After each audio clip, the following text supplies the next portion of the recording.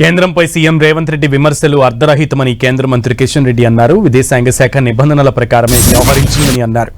భారత్ను ద్వేషించే న్యూయార్క్ మేయర్ను రేవంత్ ఎందుకు కలవాలనుకున్నారో చెప్పాలని డిమాండ్ చేశారు కిషన్ రెడ్డి. వైఫల్యాలను కప్పిపుచ్చుకునేందుకే సీఎం రేవంత్ డైవర్షన్ పాలిటిక్స్ చేస్తున్నారని మండిపడ్డారు కేంద్ర మంత్రి కిషన్ రెడ్డి.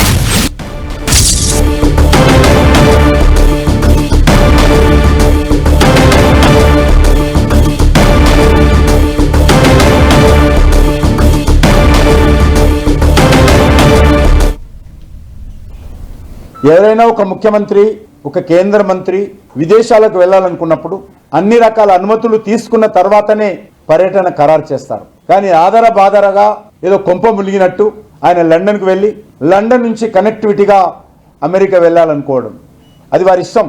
కానీ అనుమతులు లేకుండా ఎందుకు వెళ్ళారో ఇంతవరకు ఎవరికి అర్థం కాలేదు. విదేశాంగ శాఖ స్పష్టంగా చెప్పడం జరిగింది, ఇది మీ స్థాయికి అనుకూలంగా ఈ పర్యటన లేదు కాబట్టి అనుమతులు ఇవ్వడం లేదనేటువంటి విషయం స్పష్టం చేయడం జరిగింది. పాకిస్తాన్ అనుకూల వ్యక్తి అయినటువంటి, భారతదేశం అంటే విషం చిమ్మేటువంటి న్యూయార్క్ సిటీ మేయర్ జోరాన్ మహమ్మదాన్ని కూడా సీఎం కలుస్తున్నారు, అందుకే నిరాకరించారని పత్రికలో వచ్చింది.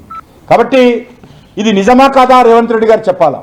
భారత ప్రధానిని టెర్రరిస్ట్తో పోల్చినటువంటి మరి మూర్ఖుడు అతను.